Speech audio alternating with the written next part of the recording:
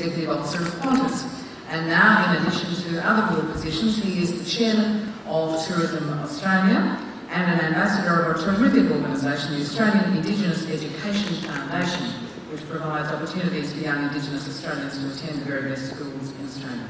That makes him a very busy man. We're pleased to have him here today. Please welcome Geoff to the stage.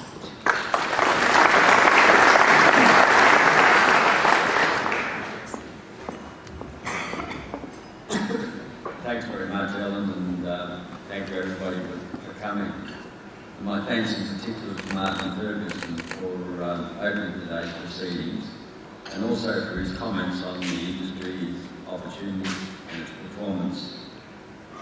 I'd like to add that I think we're exceedingly lucky in this industry to have Martin in his position, particularly as he's a senior cabinet minister and he's in all those critical and fast-growing and increasingly Asian export industries of resources, energy, and of course tourism, what we're here talking about today.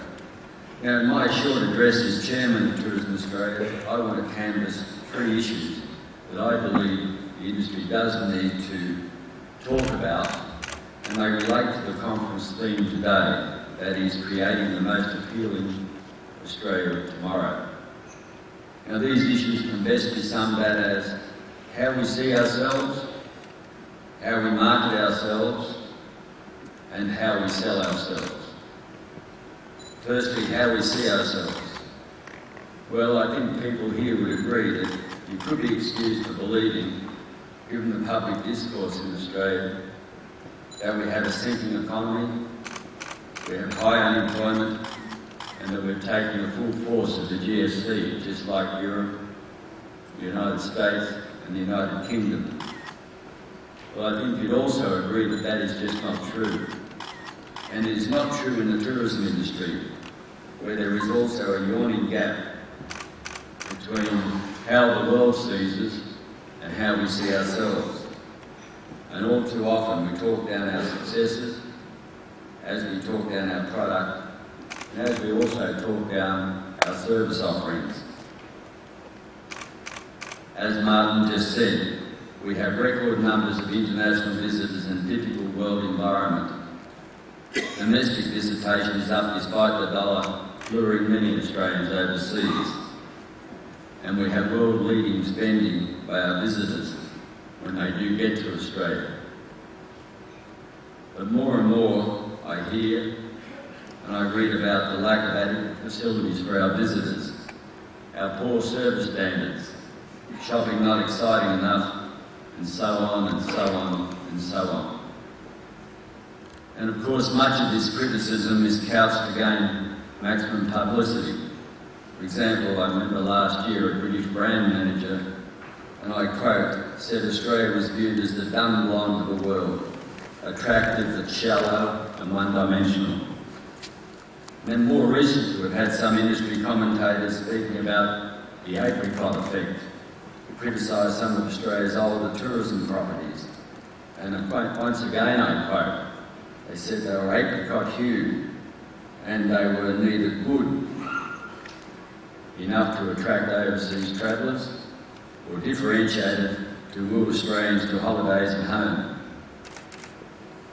Well, the truth is, Australia has some of the world's best tourism offerings, both natural and man-made. And much of what we offer is surrounded by a relaxed and, in the main, very professional level of service. We have some of the planet's leading luxury lodges within the most appealing of natural surroundings, such as at Southern Ocean Lodge at Kangaroo Island, Tasmania's Sapphire Frasernet Lodge, Qualia and the Whitsundays, and Woolgang Valley Resort and Spa in the World Heritage listed Blue Mountains, and there are many, many more. We have much pristine wilderness, of course, natural wonders such as the Barrier Reef and Uluru, wonderful light, clean air and water, which is much loved by people who come here. We have unique wildlife, welcoming people, and exceptionally high quality food and wine. And according to the Economist magazine, one of the most respected magazines in the world, Australia has four of the top 10 best cities to live in the world. And that assuredly makes them equally as attractive to visitors. And there is also still real investment in the industry. The Gold Coast has 3 new 5-star hotels coming online. There is considerable refurbishment of major hotels taking place, and well over $1.5 billion, probably closer to $2 billion, is being spent on the Star City integrated resort in Sydney and the Brisbane and Gold Coast casinos, and the Crown and Burswood integrated resorts and casinos in Melbourne and Perth are also part of that. And there's much, much more.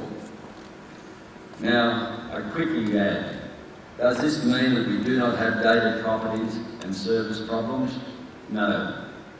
Does it mean that we cannot do better in many areas? No. Does it mean there are not areas of our industry hurting or areas that need support? No, of course not. And there is much to be done to help the industry, especially operators in regions recovering from the natural disasters that the Minister mentioned of the past year or so. But while we are tackling the structural problems and other issues associated with our high-value Australian dollar, those recent natural disasters, and a shortage of skilled people, we do need, and we really do need to remember what we have got, what we truly have to offer to international visitors, and indeed what we have to offer to our fellow Australians as well. For day in and day out, Australia's tourism product is competitive with the world, and it is better than most in the many important categories. And we need to say this more, and we need to say it more often. Which brings me to the second issue I mentioned earlier, how we market ourselves. Well, I must say this is a minefield.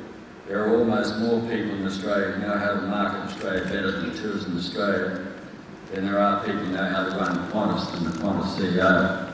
And that's really saying something, particularly at the moment.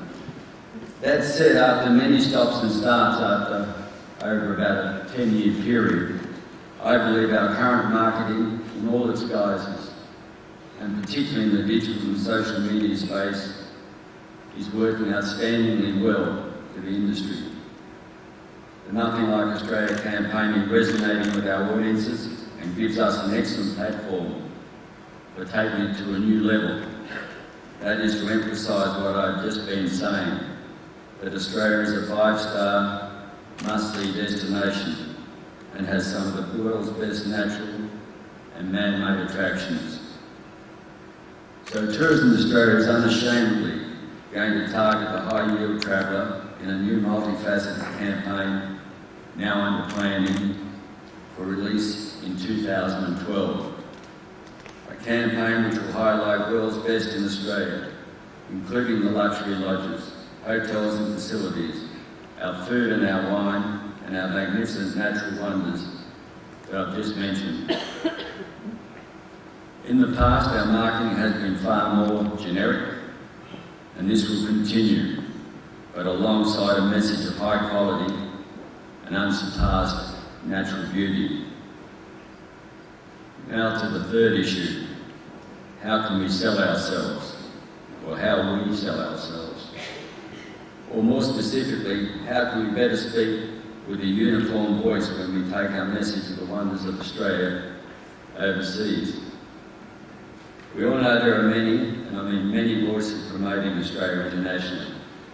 Tourism Australia, states and territories, airlines and private business. All have legitimate messages, but all also have finite resources to spend in what is an increasingly cluttered market. In China, for example, there are now over 130 countries that have taken up approved destination status, up from just 3 when Australia gained this status some 12 years ago. And on visits to China and India over the past year, and there are 2 countries that will be absolutely critical to the Australian tourism export market or industry over the next few years. Both Andrew McElroy and myself were were told point blank, and were told on quite a few occasions, that Australia spoke with too many voices, and tellingly, most of those voices did not have sufficient resources to make a real impact. So as a nation, and in our communications to the world, I strongly believe it would be better heard, particularly within Asia, with a clarity of marketing message through the one voice, in which some of our great experiences would be better segmented and told, thus helping disperse our international visitors right around the country. Now, to speak with one voice about Australia, especially in Asia, and to collectively sell Australia through stronger, singular, joint federal and state government-backed campaigns would, without a doubt, be a more effective and a more efficient way of our doing business. I hasten to add this is not about impinging on states' rights.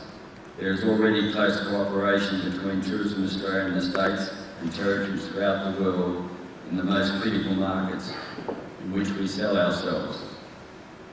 This would be about embracing this cooperation, taking it a step further, and in doing so achieving better outcomes that will bring long-term benefits to our industry. Now, this is a dialogue we have commenced with some of the states, and which we will be pursuing with some vigour with all of them in the next 12 months.